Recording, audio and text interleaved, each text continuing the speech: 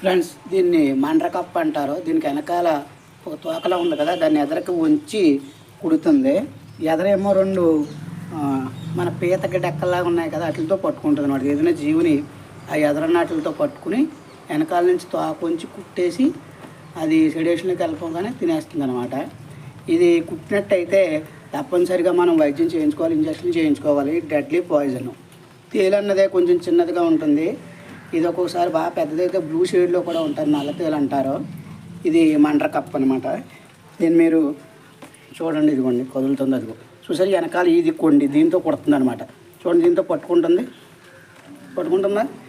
ఇదిగొద్దు అదిగొద్దు, అది ఆ కుట్టే కొండ అది నేను కదిపాను కదండి. ఇగో చూడండి, పైకి ఎత్తింది రెడీ అయ్యింది అనమాట. వీటితో పట్టుకుని ఈ కొండితో కుడుతుంది అనమాట.